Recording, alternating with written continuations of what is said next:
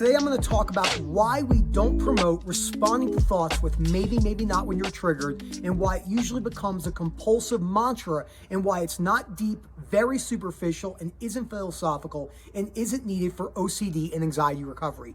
But before I go any further, please subscribe, comment down below. One thing we really like is all the engagement on our videos we've been seeing lately.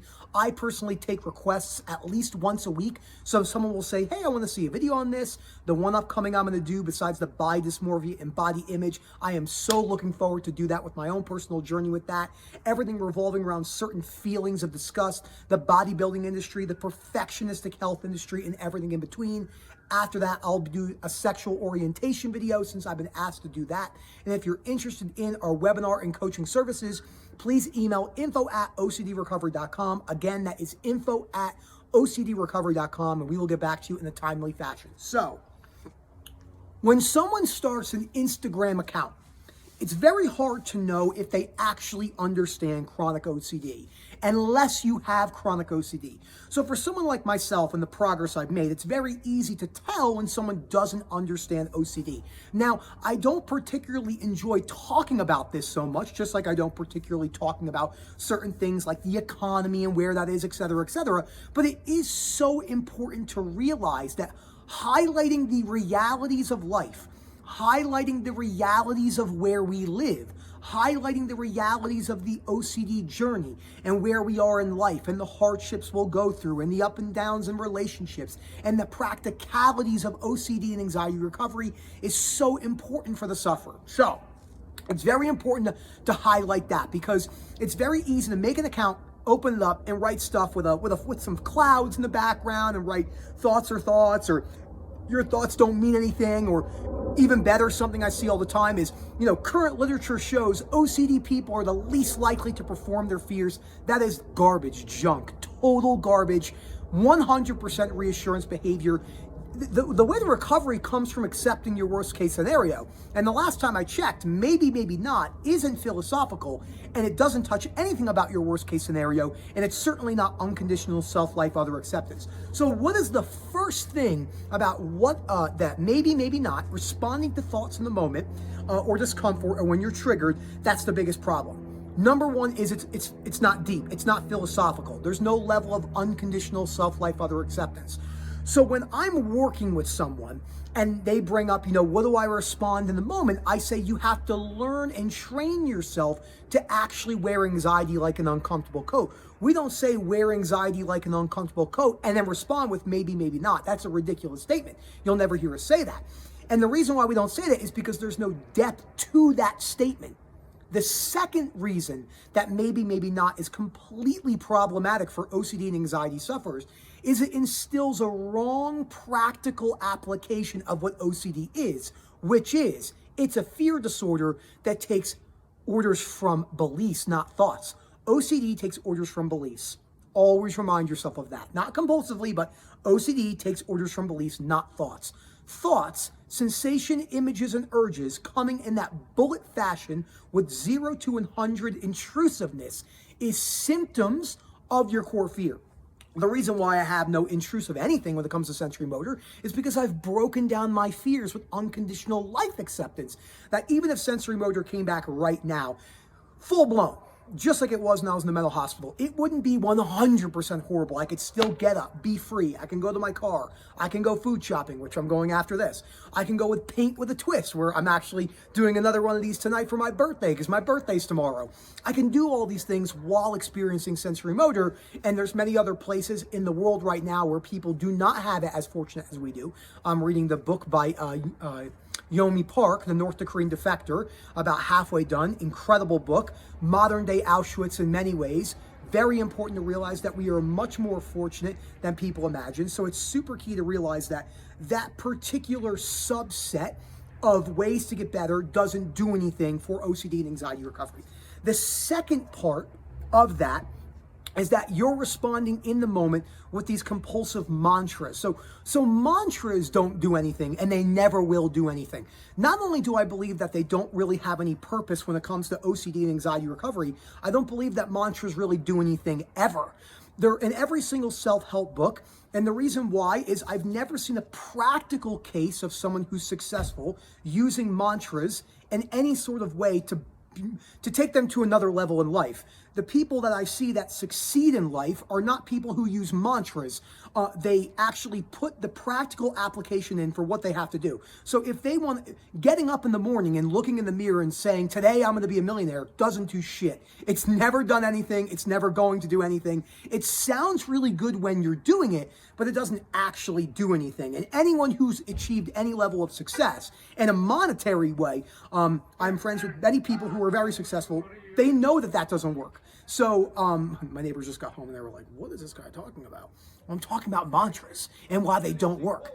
Now, when it comes to OCD and anxiety recovery, they become this compulsive escape mechanism that people actually engage in that are a huge problem. So what they tend to do is they walk around thinking they have to respond in the moment, and that's all they have to do. They're like, it's as easy as this. It's as easy as responding with, all my neighbors are getting home right now. It's as easy with responding to them. Maybe, maybe not. OCD recovery is not that easy. It's not that simplistic. And that goes into the third point, which is OCD recovery is much more difficult than we imagine it to be. It's not rocket science, and you don't have to have a PhD in quantum physics, but you do have to understand that it's not fairy tales, it's not rainbows, and that it's not as simple as maybe, maybe not. And the fourth thing, and the most important thing, all of this combined, it's not teaching you how to wear anxiety like an uncomfortable coat. And when I say anxiety like an uncomfortable coat, I really mean it doesn't teach you how to wear any intrusive image, sensation, urge, any of that, anywhere, anytime, any place. And it's very understandable why people say stuff to me. How do I do that? What do you mean I can't wear it like, what do you mean wearing it like an uncomfortable coat? What do you mean I can't respond? What do you mean by doing nothing? Well, I don't mean by doing nothing and actually just like sitting on the couch and not engaging with life. I mean that you don't need to do anything in the moment to rid yourself of your discomfort. And that goes for chronic shame, chronic guilt, all physical symptoms of anxiety, depersonalization, derealization, and anything else in between. Because when you're feeling that way and you're chronically anxious and you're chronically suffering, nothing you do in the moment right now is actually going to make you feel any better. The only thing it's going to do is perpetuate this belief system that you can escape in the moment, which is absolutely not real and not the realities of OCD and anxiety recovery. This video is so important to understand because it is a cornerstone of the OCD and anxiety recovery process. And inside of that cornerstone, there's multiple cornerstones. It is wearing anxiety like an uncomfortable coat, all symptoms, breaking down your core fear, understanding that OCD takes orders from beliefs and not thoughts, understanding that rumination, that 0 to 100 intrusive thoughts, images, sensation, urges are primarily symptoms that you're not going to be able to stop. If it's your wedding day and you have ROCD, you're probably going to be triggered the entire day. The more you try to feel and love, the more you try to force the moment, it's not going to do anything for you. It's probably going to make the day not good. We see this all the time. Or you're going to have the best day ever, wake up the next day and feel the worst you ever have and be like, oh my God, why do I feel like this? And it's totally understandable. But it's so key to realize that that approach doesn't do anything. You will never see a single post by maybe, maybe not, by anyone at OCD Recovery.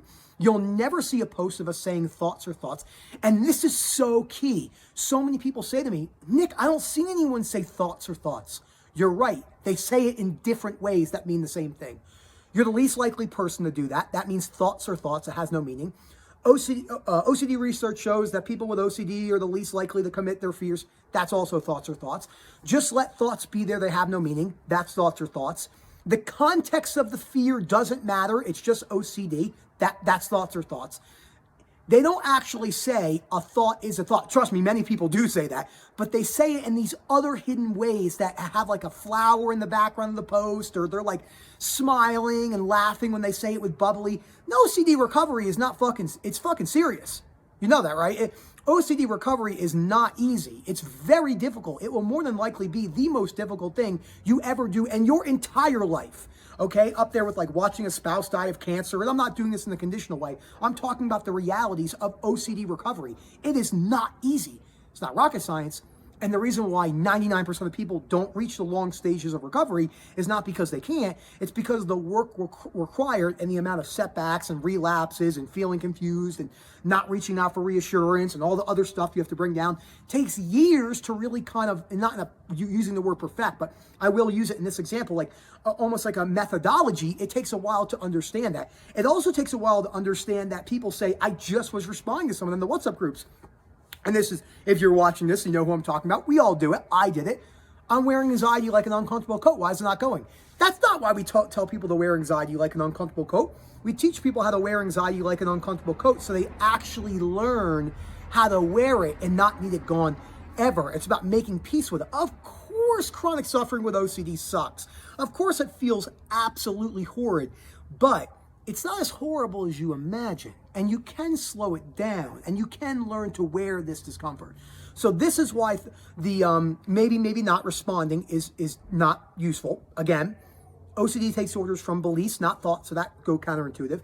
It's superficial and not philosophical, and you're not wearing anxiety like an uncomfortable coat. You're trying to push it away with a mantra. So again, I know a lot of, I saw something the other day, and the reason why I brought up the mantras thing, and look, if you enjoy doing mantras, do mantras. Just know they're probably not doing what you think it is. There's a lot of delusion. So what you have is pure delusional optimism, which is like OCD is going to be really, really easy, and that's understandable because we're suffering. And one of those things that humans do, not in an OCD sense, again, is that like standing in the mirror and giving these mantras. But I know many people that do that, and I know many people that don't change, and they're usually the same people. Where the thing I saw the other day was they said that waking up in the morning, and this is in a business sense, waking up in the morning and saying mantras in the mirror doesn't actually do anything. What actually does something is thinking about what you're going to do and executing it day in, day out with consistency while you're feeling like shit. That is the truth of life. We want everything to feel great because mantras make us feel great, but they don't actually do anything. And maybe not is a mantra that is used compulsively. Thank you so much for watching this video. I hope you enjoyed. If you want to learn more about our webinar and coaching services, we have a lot of great webinars coming up.